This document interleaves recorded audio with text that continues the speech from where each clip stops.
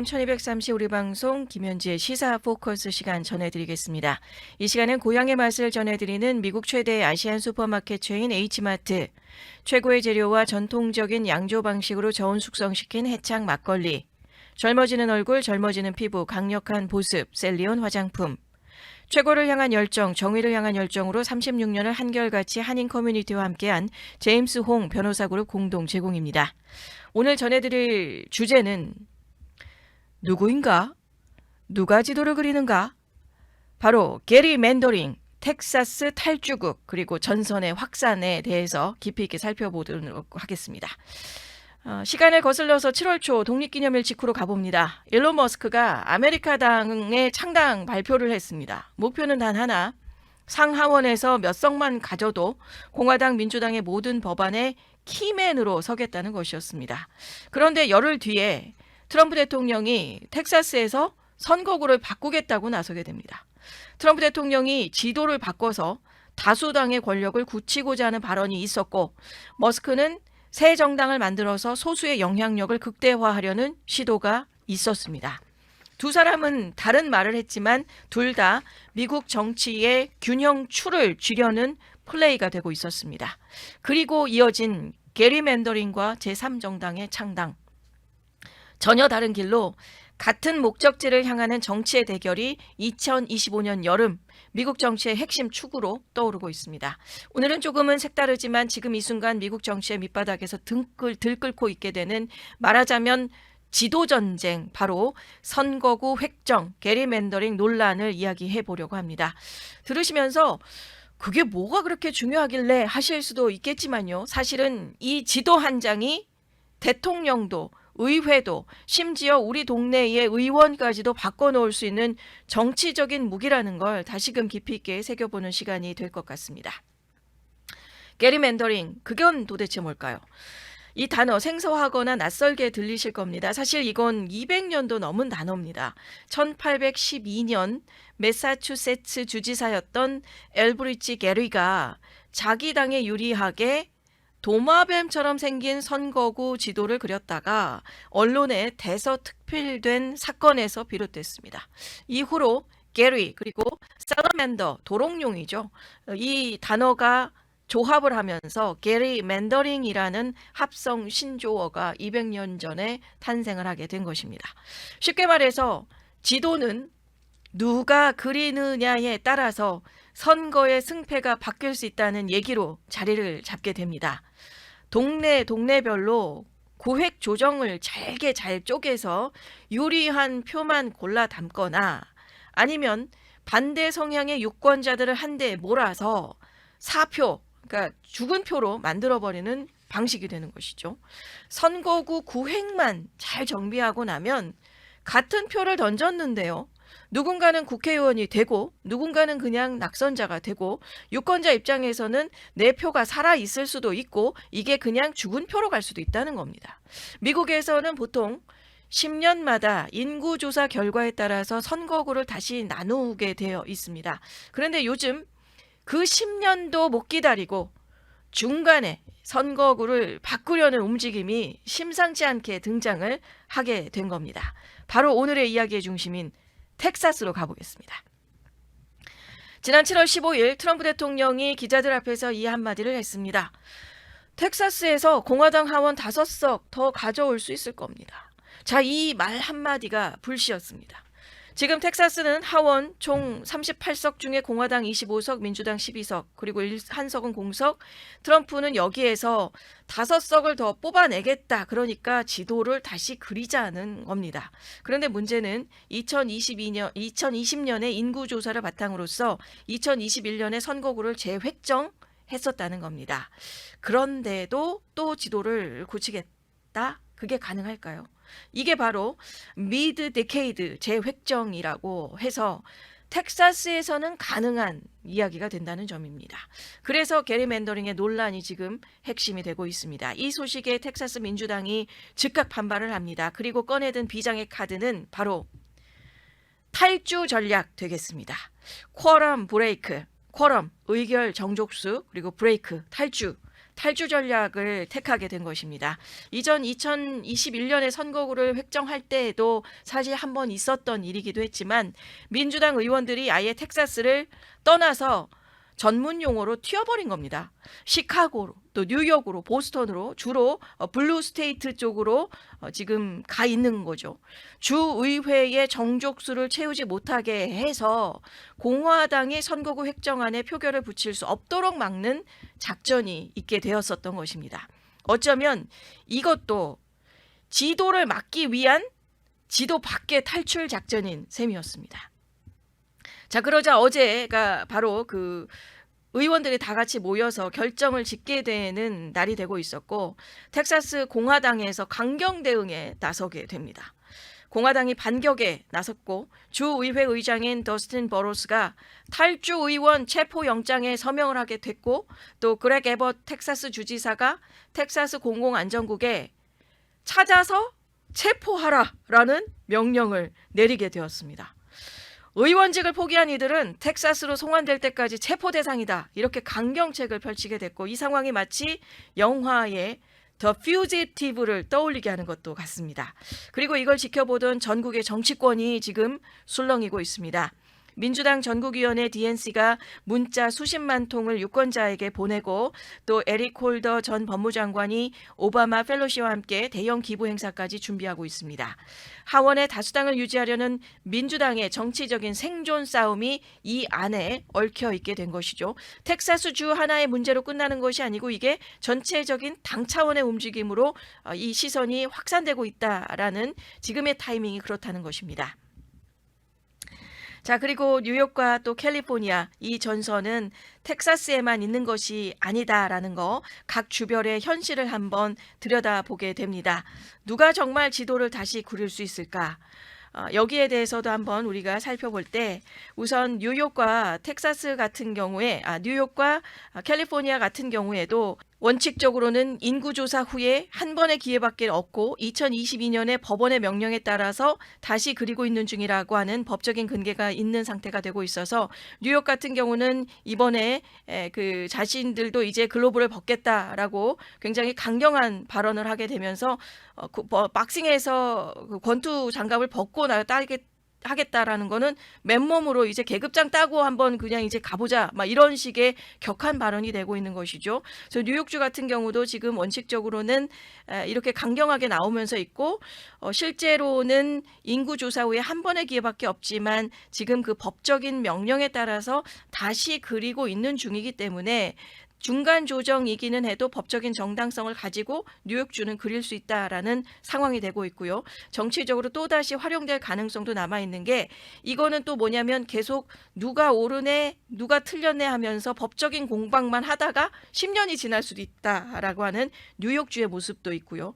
그리고 캘리포니아 같은 경우도 게빈 뉴섬 주지사 같은 경우도 사실 캘리포니아는 되지 않지만 굉장히 강경한 모습을 보여주면서 우리도 할 수 있다라는 것을 막 보여주고 있죠. 여기에서의 우리라는 건 캘리포니아를 벗어나서 민주당 차원에서 우리도 움직이겠다라는 차원의 그 모습으로의 성격이 굉장히 강한 게빈 뉴섬 주지사의 모습이기도 합니다. 하지만 이곳 우리가 살고 있는 캘리포니아 같은 경우는 법적으로 불가능한 곳이라는 것이죠. 그래서 시민위원회가 선거구를 그리는 주고 정치권 특히 주지사나 주의회가 관여할 수 없는 주가 캘리포니아 주가 됩니다. 그것도 10년에 한 번 인구조사 직후에만 가능하다는 법 규정이 있어서 민주당이 원한다고 지금 2025년이라는 현재 지도의 조정은 불가능한 상태이기는 합니다. 캘리포니아는 되지도 않는데 그러면 왜 나서느냐?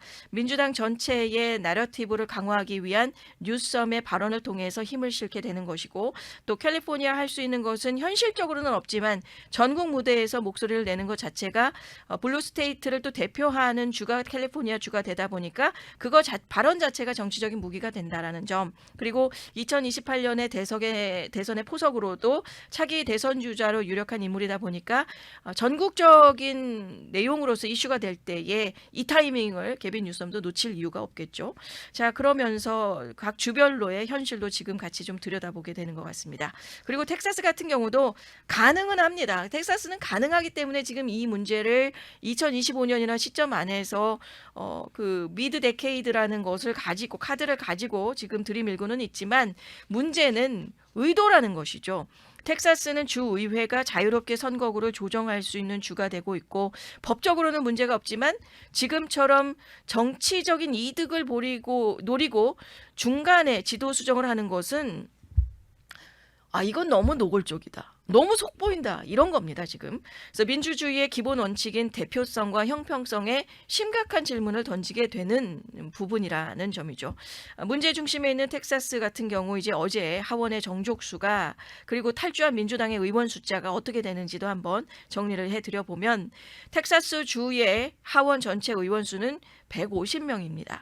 그리고 텍사스 헌법에 따르면 이 법안을 처리하기 위해서 3분의 2 이상이 출석해야 되고 그게 정족수가 인정이 된다면 따라서 150명 중에 최소 3분의 2, 100명이 출석을 해야 하원에서 정식으로 입법 절차를 진행을 하고 지도를 바꿔갈 수 있는 것입니다.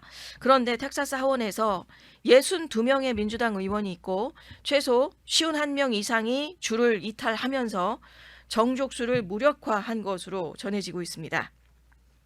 로이터나 블룸버그 등의 내용에 따르면 62명의 민주당 의원 중에 51명 이상의 줄을 떠났다고 언급이 있고요. 더 가디언 같은 경우도 정족수를 무력화하기 위해서 51명 이상의 줄을 떠났다고 명시했습니다. 정족수가 100명인데 현재 공화당이 가진 의석이 88석이고요. 민주당 의원이 출석을 하면 정족수의 확보가 가능은 하지만 탈주로 인해서 출석 인원이 부족해진 것입니다.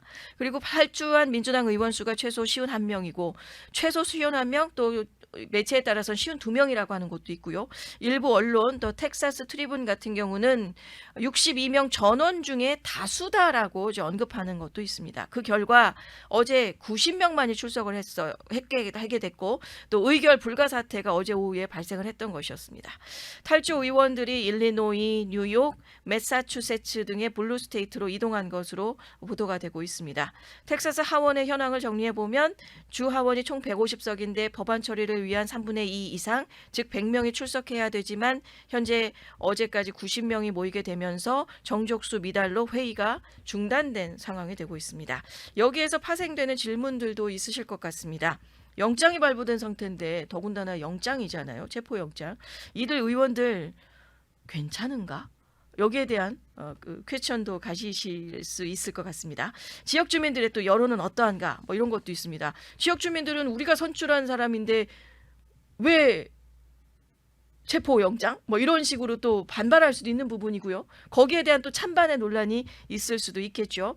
자, 체포영장의 발부가 법적인 구속력이 있는가라는 부분입니다. 텍사스 하원이 민주당 탈주 의원들에게 민사 체포영장을 발부를 했고요. Civil Arrest Warrants입니다. 주 경찰의 추적 명령이 내려졌지만 이는 주 경계 밖에서는 집행이 될 수가 없습니다. 다시 말해서 법적인 구속력이 텍사스 주 내로 제한이 되어 있다는 뜻이고 실제 대부분의 탈주 의원들은 일리노이나 뉴욕, 매사추세츠 등 블루 스테이트로 이동을 해서 텍사스 당국의 관할 밖에 있고 또 해당 주지사들이 지금 그 이행을 거부하고 있는 상태가 됩니다. 법률 전문가들은 이 영장이 주 외에서는 적용되지 않고 주지사 명령만으로 의원직 박탈이나 구금이 실질적으로 어렵다고 보고 있습니다. 그리고 지역 주민들의 반응이나 정치 환경을 봤을 땐 공화당의 경우는 이 의원들이 책임 회피다라고 비난하고 있고 여기에는 게리맨더링 이 지도를 그리는 부분뿐만 아니고 얼마 전 텍사스에서 홍수로 난리가 났었잖아요. 그래서 홍수 복구가 있고 또 세금 개혁 부분 있고 또 인신매매 대응 등의 긴급 의제 처리가 지금 있는데 이런 내용들을 지금 다 방해하고 있다라고 주장을 하고 있습니다. 반면 탈주 의원들이 대표하게 되는 흑인 라틴계 유권자며 민주당 지지층의 경우는 이 행동이 소수의 유권자의 대표권 보호를 위한 도덕적인 저항이다라고 평가를 하고 있습니다. 실제 여론도 지역과 인종에 따라서 갈리오고 있고요. 일부는 공화당의 전략에 동의하는 반면에 많은 주민들은 민주당 의원들의 정항을 정의로운 정치 행위로 지금 보고 있는 상태입니다. 그렉 에벗 텍사스 주지사는요, 탈주 의원에게 매일 $500의 벌금을 부과하고 법적으로 의원직을 박탈할 수 있다라고 주장하고 있지만 이것은 법원의 판단을 거쳐야만 가능한 절차고 단독으로 실행할 권한이 아니다라고 법률 전문가들은 분석합니다. 다시 말해서 텍사스 공화당이 탈주 민주당 의원들에게 체포영장을 발부하고 경찰에 수사를 지시했고, 하지만 대부분의 의원들은 이미 텍사스 경계를 벗어난 상태고 해당 지역의 주지사들이 이 영장을 이행하지 않겠다라고 밝히고 있습니다. 법률 전문가들은 이 영장이 상징적인 조치에 가깝다고 보고 있고 실제로 의원직을 박탈하거나 구금하기는 어렵다는 분석입니다. 주민의 반응들이 분열되어 있지만 민주당 지지층의 상당수가 이들의 행동을 대표성을 수호하기 위한 운동으로 해석을 하고 있습니다. 게리맨더링은 표면적으로는 선거구 지도를 두고 벌어지는 싸움입니다. 하지만 실제로는 그 지도를 누가 그리느냐에 따라서 유권자의 표가 살아있는가, 죽어있는가, 정치가 공정한가, 그 근본을 결정짓는 싸움이 됩니다. 공화당의 성격이 강한 지역에서는 민주당 표가 죽은 표가 되고요. 또 민주당 강세 지역에서는 공화당 표가 사표가 되죠. 그리고 지금 그 싸움은 텍사스라는 땅 위에서 지도 밖으로 도망친 의원들 vs 지도 안을 다시 만들려고 하는 정치인들, 그리고 전 국가적인 차원에서의 정당 간의 충돌로 그 열기를 더해가고 있습니다. 게리맨더링, 이 단어를 기억해둘 필요가 있겠습니다. 앞으로 내년에 다가오게 되는 중간선거에서 그 그림자 아래에 많은 싸움이 펼쳐질 것만 같습니다. 그런데 이 와중에 우리가 꼭 생각하고 넘어가야 될 게 하나 있다면 바로 유권자 자신, 바로 우리들이 됩니다. 게리맨더링은 정치인들이 정한 선입니다. 하지만 민주주의라는 것은 결국 유권자가 주인이 되는 정치여야 하겠습니다. 2025년 이 여름의 미국 정치가 경랑 속에 있습니다. 지도가 흔들리고요. 정당이 새로 만들어지고 또 정치인들은 저마다 계산기를 두들려 가면서 다음 수를 고민하고 있습니다. 하지만 그 안에서 정말 중요한 것은 그 변화의 중심에 누가 서야 하는가, 그리고 그 결정의 열쇠가 누구 손에 있는가라는 문제가 됩니다. 지금 이 순간에도 누군가는 지도를 바꾸고요. 또 다른 누군가는 판을 새로 짜고 있습니다. 하지만 결국 그 판 위에 올라설 수 있는 사람은, 그리고 그 최종 선택을 내릴 수 있는 사람은 바로 유권자 여러분입니다. 시사 포커스 시간 마치겠습니다.